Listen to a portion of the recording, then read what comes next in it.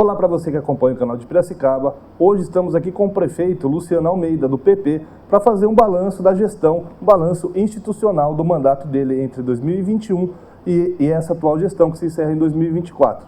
Prefeito, seja bem-vindo ao canal de Piracicaba. A gente já começa com um tema que tem sido bastante falado na cidade, que são as obras, principalmente de recapeamento. A gente sabe que você já falou sobre isso, mas queria que você detalhasse, por que está acontecendo agora, como que foi esse planejamento e detalhar essas obras, por favor. Bem-vindo novamente ao canal de Piracicaba. Obrigado, Airan. Estamos aí.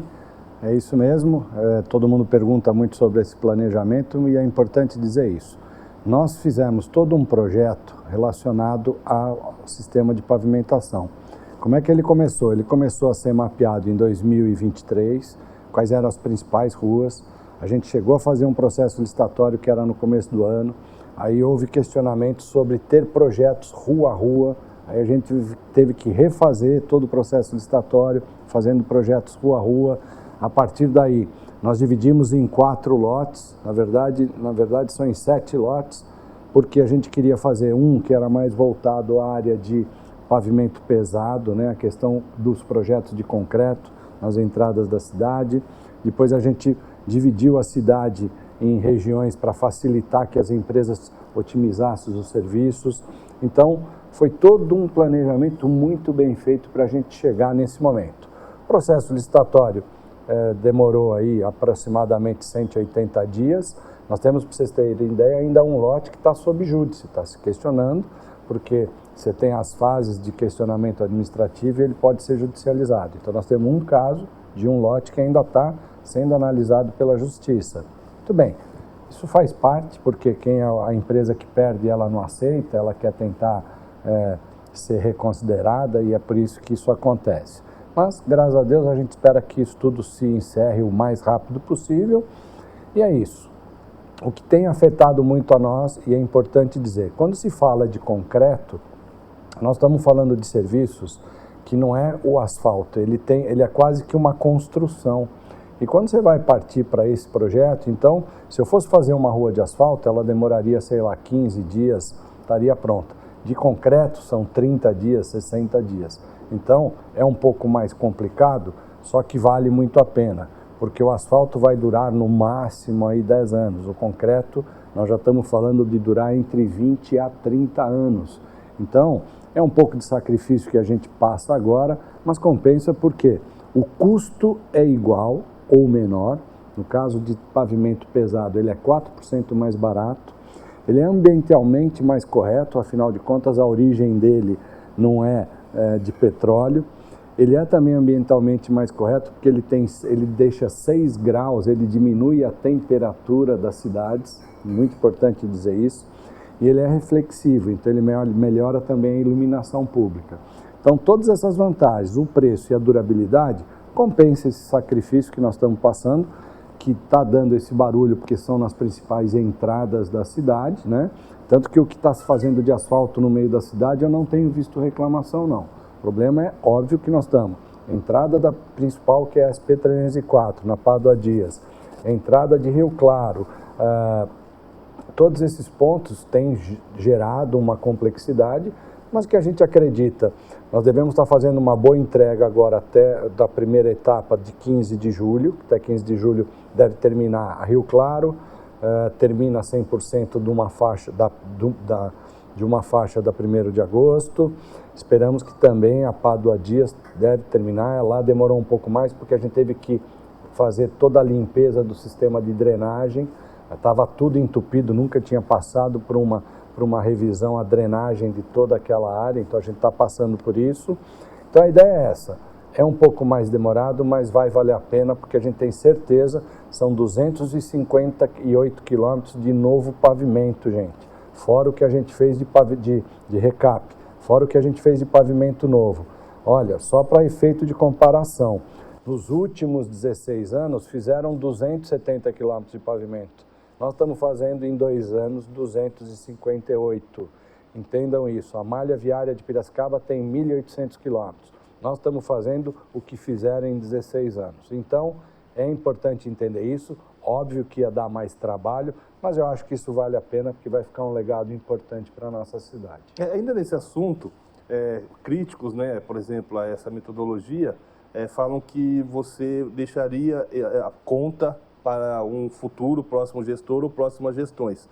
Da onde vêm os recursos, quais são e uma resposta para esse tipo de crítica, questionamento, por favor, prefeito. Olha, o que nós fizemos foi pegar financiamentos para 3 frentes. Primeiro, saneamento. Por quê? Porque a gente reduzindo perdas gera uma receita maior para o SEMAI, permitindo então que ela pague a conta. Segundo, iluminação pública, porque também é uma área onde ela vai ter uma redução de 60% na conta de luz. Então é um investimento que se paga. E somente essa intervenção viária que nós estamos fazendo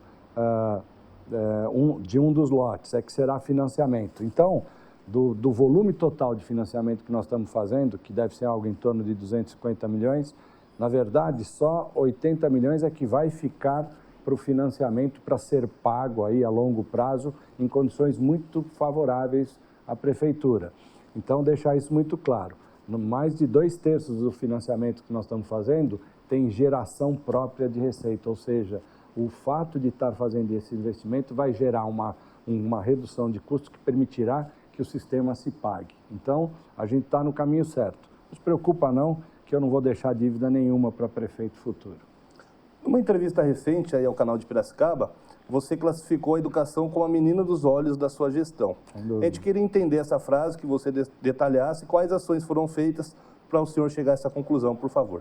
Olha, sem dúvida nenhuma, a gente sabe que educação não pode ser só uma retórica e uma falácia aí de muitos políticos, né? Eu adoro que todo mundo fala a mesma coisa, precisa sair para a parte prática. Nós, quando identificamos o que tinha na nossa estrutura de educação, era falar assim, o que de fato a gente tem que fazer para transformar a nossa educação em uma referência nacional? E aí, é importante dizer que Piracicaba passa por um ciclo novo. Eu não preciso ampliar mais o número de unidades de escola ou ampliar vagas nas escolas.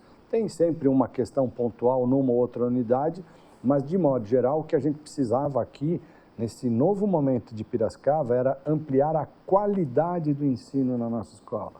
E foi isso que a gente fez, né? Então a gente primeiro reformou todas as unidades, trocou todo o mobiliário, aí colocou equipamentos de última geração, retroprojetores, computadores para os professores, computadores para os alunos.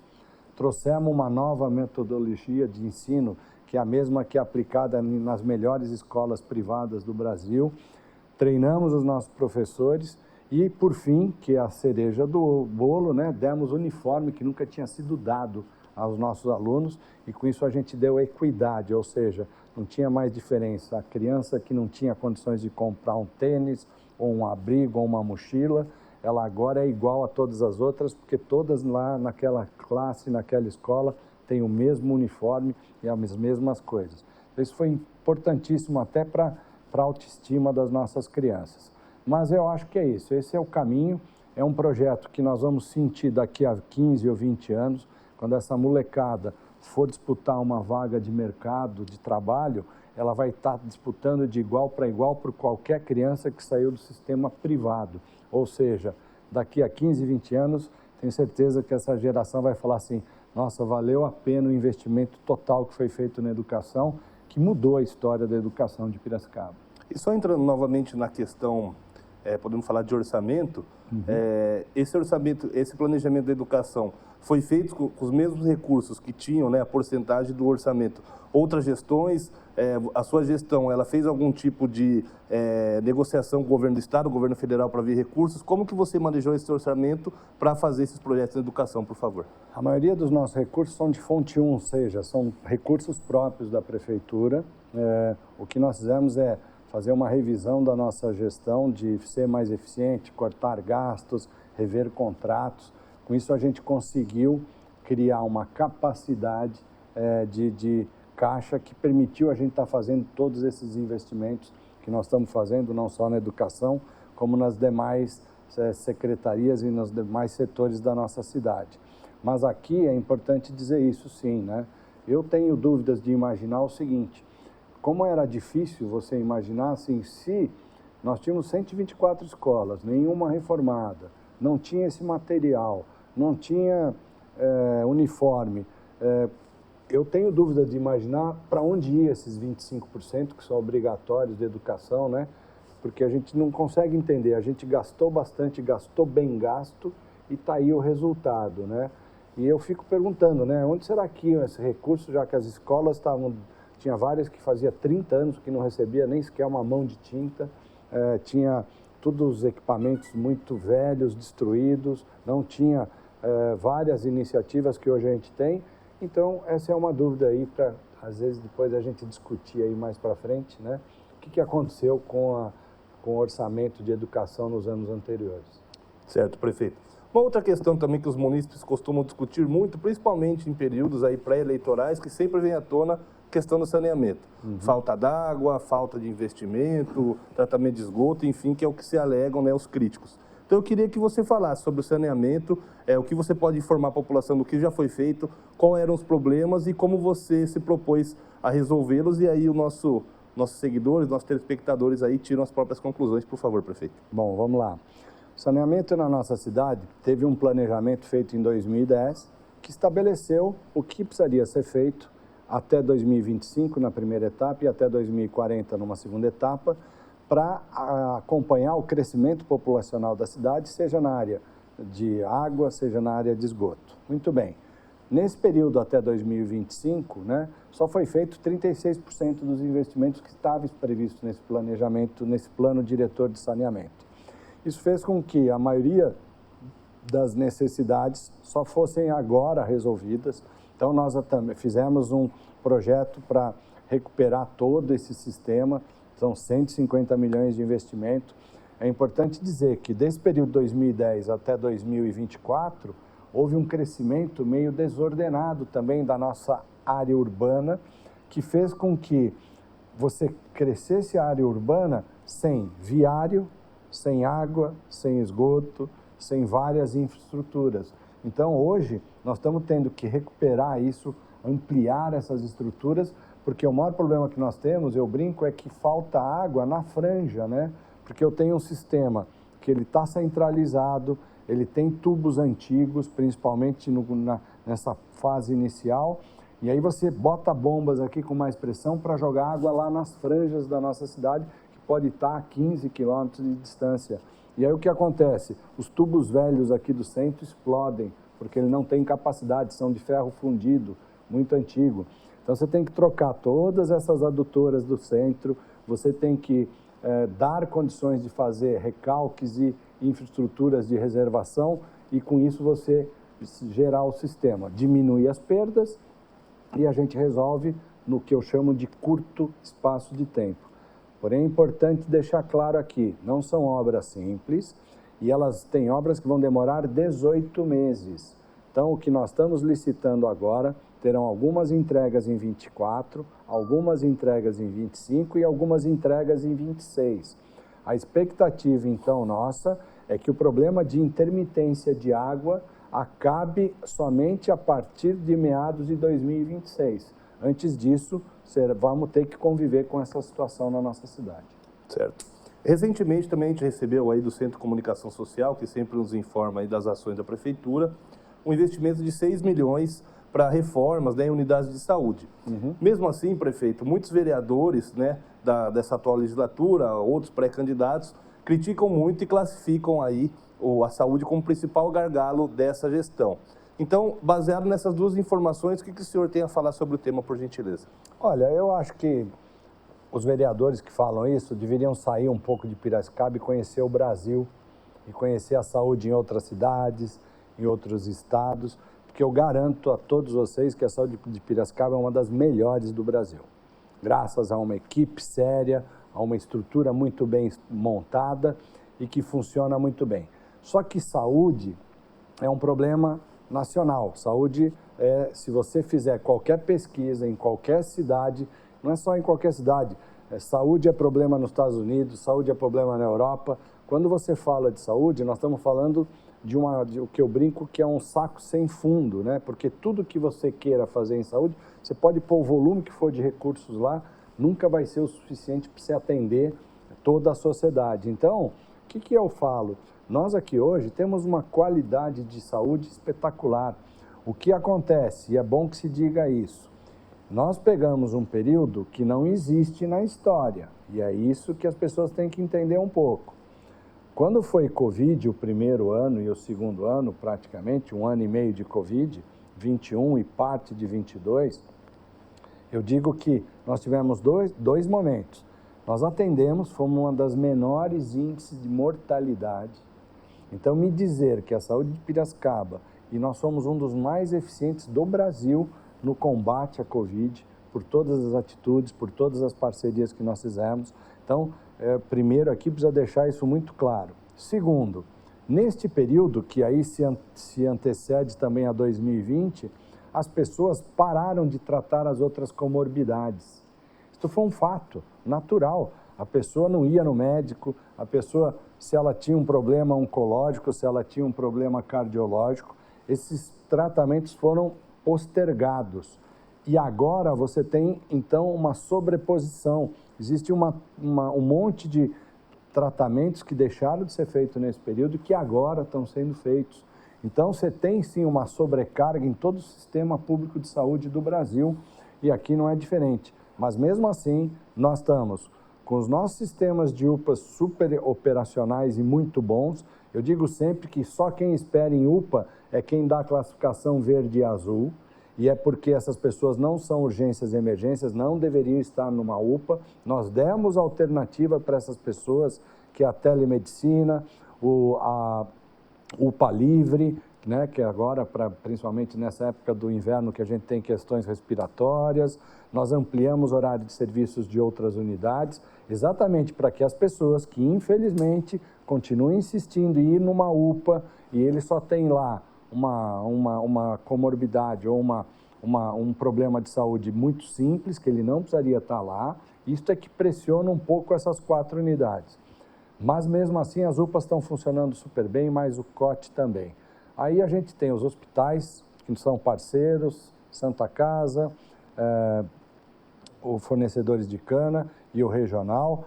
Tem aí umas discussões com relação ao regional, se ele pode ampliar serviço ou não, mas é importante dizer isso, que eles operam super bem. Nós temos um equilíbrio bom dos nossos leitos hoje na nossa cidade.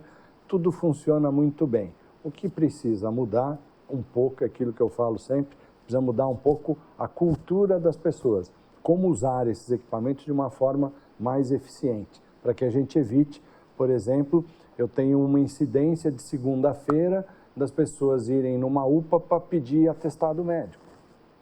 Algo precisa mudar em relação a isso. Ela não precisa, ela pode fazer isso hoje no seu celular. Ela pode entrar na telemedicina e pedir um atestado médico. Ela pode entrar na telemedicina para pedir uma renovação de receituário para remédios, mas ela continua indo numa UPA para fazer esse serviço. Então, eu acho que tem muita coisa que dá para melhorar. Nós adotamos o Cismetro, nós tínhamos um problema, então, de filas com especialistas e exames. Também estamos derrubando essas filas, que de novo veio porque represou de 2 anos, e agora a gente, então, está conseguindo dar celeridade. Fizemos as prioridades, mamografia, ultrassonografia, colonoscopia, endoscopia, da visão, da catarata. Então, tudo isso a gente está priorizando para poder diminuir essas filas, que costuma ser também uma coisa complexa. E não se esqueça que tudo isso ainda tem um agravante, que aí sim é específico de Piracicaba.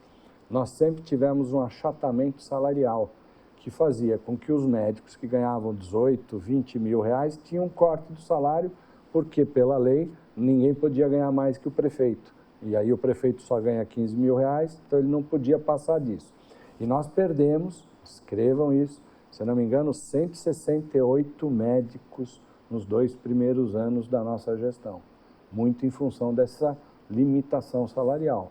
Agora, conseguimos ajustar, aí sim, em parcerias federais, nós temos o programa Mais Médico, com que todos os nossos postos de saúde, hoje, os PSFs estão completos, sempre tem uma rotatividade, sai um ou outro, mas está sempre completo, está funcionando muito bem, porque este é o desafio. Se eu for falar de uma segunda etapa dos nossos projetos, eu preciso investir mais na saúde básica. A gente não pode perder isso de referência, Porque se eu conseguir diagnosticar precocemente, fazer um tratamento correto aqui, eu não deixo isso virar uma média e uma alta complexidade, porque aqui é muito caro o tratamento. Então, os nossos desafios, seja eu ou qualquer futuro gestor, é investir o máximo possível, não é no hospital, não é construindo novos hospitais, porque não tem capacidade para isso. O que nós temos que fazer é fazer um trabalho preventivo muito bem feito na base. Prefeito, outro ponto que o Centro de Comunicação Social sempre destaca para a nossa redação, no envio de releases, é a geração de emprego. O senhor também já destacou como ponto positivo. A gente vai nessa linha, tá, prefeito? Falando coisas que a gente acha que são positivas, outras coisas que são negativas, e as pessoas tiram a sua conclusão. Como que funcionou a questão do emprego, a sua articulação e os números dos resultados da sua gestão até o presente momento, por favor?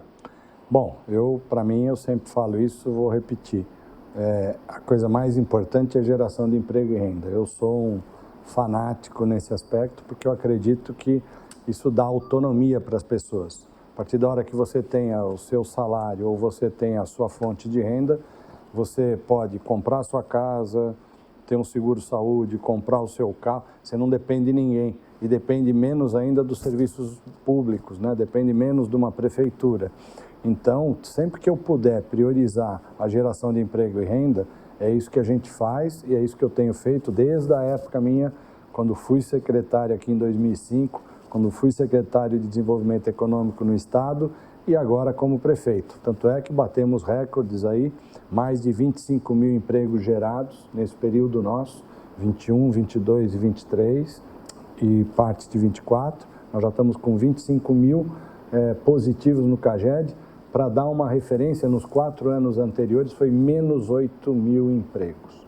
Então, imagina a importância desse número para todos nós. E também anunciamos mais de 11 bilhões de investimento. Com certeza, uma das cidades do Brasil aí com o maior número de investimentos anunciados. Está aí a fábrica da Klabin, que já começou, ela foi 1,5 bi, e as demais indústrias que vieram para Piracicaba e continuam vindo, porque a gente cria ambiência para que elas venham para cá. As pessoas querem vir para cá, querem montar seus negócios aqui, querem, acima de tudo, viver aqui, porque aqui tem uma ótima qualidade de vida. Então, eu acho que esse é o nosso caminho. Se eu tenho emprego e renda, eu tenho boa qualidade de vida, eu tenho menos problemas de segurança, eu tenho menos problemas de infraestrutura, de transporte e tudo mais, porque todo mundo tem essa capacidade de cuidar da sua vida. E é por isso que a gente está tão orgulhoso dos resultados que a gente alcançou nesses 3 anos e meio aí de mandato. Falar um pouquinho de política, prefeito. Claro. A Câmara chegou a receber, né, para tentar acatar uma análise de denúncia para você deixar o cargo, né? Então foi rejeitado o impeachment. Para o impeachment. A Câmara rejeitou, foi uma votação apertada. Queria que o senhor contasse um pouco dos bastidores, se o senhor faria alguma coisa diferente no manejo com a Câmara Municipal, com a Câmara Municipal de Piracicaba, porque são 23 ali, né, que representam também diversos setores da população. O que o senhor acha que poderia ter melhorado aí no início da gestão e até aqui agora também no manejo político, principalmente com os vereadores? Bom, a questão do impeachment, é bom deixar claro que ela está sendo objeto de investigação pelo Ministério Público, né? Para entender com clareza quais foram as motivações desse impeachment, porque houve uma investigação inicial que identificou que tinha até empresas que pagaram para que houvesse esse impeachment. Esse processo todo está sendo investigado, vamos aguardar para saber a verdade do que está acontecendo e o que de fato aconteceu para que esse impeachment tivesse passado por essa votação na Câmara. Agora, a Câmara é uma coisa interessante, eu costumo dizer isso. Por quê? Porque, bem ou mal, as pessoas que lá estão são representantes da sociedade, né? O que eu acho é que havia, por 16 anos de relação Câmara e Prefeitura, havia uma relação que eu não acho que ela é tão republicana. Ela precisaria ser diferente. Eu tenho tentado, e graças a Deus com vários vereadores a gente tem conseguido, mostrar para eles que tem um outro caminho, que não é ficar falando, filmando o buraco na rua, reclamando de uma coisa ou outra. Vamos lá e vamos trabalhar. Tá bom, o que você quer fazer? O que você acha que é bom para melhorar a cidade? Vamos fazer o planejamento? Não é só a fiscalização. mas também o planejamento da cidade. Nós estamos fazendo o PIRA 2040 e estou chamando a Câmara de Vereadores e falar, vamos ajudar a construir essa cidade, a nova cidade que a gente quer para 2040. Então, eu acho que precisa também que os vereadores repensem um pouco da forma que eles atuam, né? Como é que eles podem ser mais participativos desse processo de gestão mesmo, né? Eu tenho bons exemplos com alguns vereadores, o projeto Bem-Estar Animal, o projeto regional de zeladoria de bairros, e aí eu tenho vereadores que entenderam essa lógica e falaram, poxa, vamos trabalhar junto esses projetos.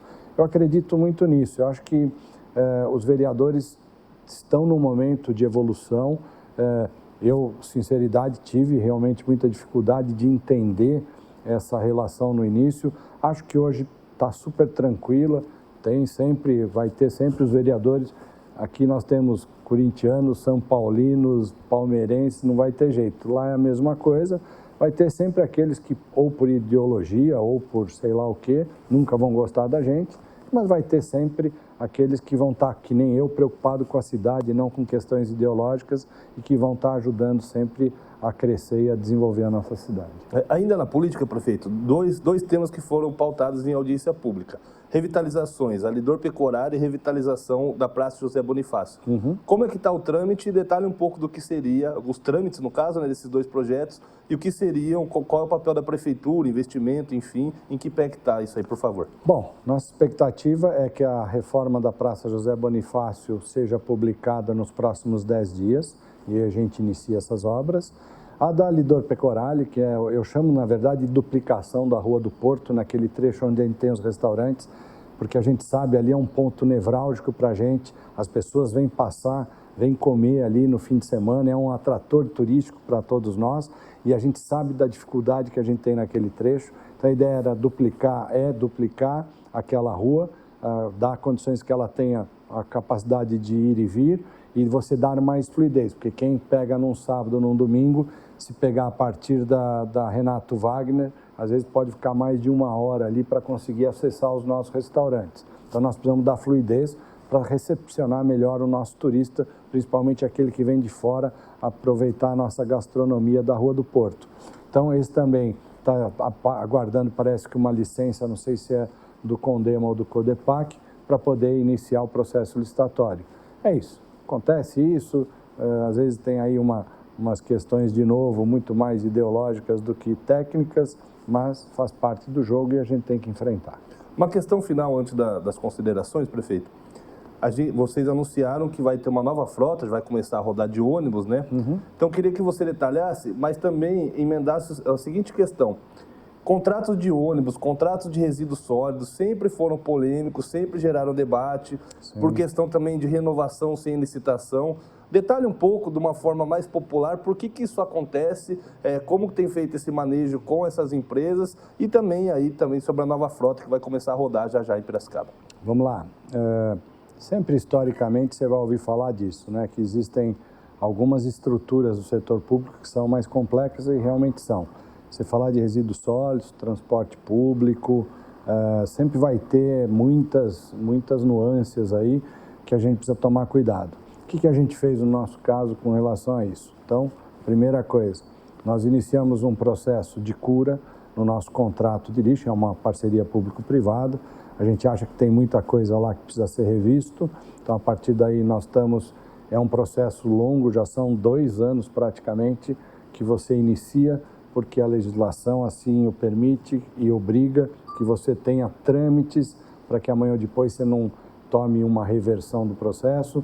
Então, o contrato de lixo está sendo revisto, a gente acredita que pode ter lá valores acima de 400 milhões que precisam ser reembolsados para o caixa da prefeitura. Nós temos a parceria público-privada do esgoto, essa é bem complexa também, mas nós já entramos com um pedido de revisão desse contrato dentro da agência reguladora e, se necessário for, vamos também por uma arbitragem. Também acreditamos que ele tenha valores muito significativos aí, acima de 200, 300 milhões, que precisariam ser reembolsados por falta de investimentos que deixaram de ser executados. Então, essas são as duas coisas. No transporte público, quando nós entramos, já estava iniciado o processo licitatório. E mesmo assim, veja bem, foram 2 anos e meio de licitação. A lei de licitação dá à empresa ganhadora a possibilidade de ter até 6 meses para fazer a implantação total das novas linhas, de comprar os novos ônibus, trazer os novos ônibus. O que vai ser a grande mudança? Nossa frota vai diminuir de idade média de 10 anos para 5 anos. Vamos ter ar-condicionado, ar refrigerado nas linhas principais entre os terminais. Vamos ter sistema USB e Wi-Fi nos ônibus e o mais importante, haverá câmaras de segurança em todos os ônibus. Isso é fundamental. A gente teve uma passagem aí muito triste. Caso recente, né, prefeito? 2 anos atrás, Isso. né? E a gente acha que esse é fundamental para as pessoas terem mais tranquilidade para usar essa frota nova e ela vai estar super organizada. Agora, pela primeira vez, é bom que se diga, a gente teve sim uma disputa que normalmente, aí respondendo a uma outra pergunta dentro desse conselho de contratos, historicamente aqui as licitações tinham 2, 3 participantes e nós temos licitações hoje com mais de 20 participantes.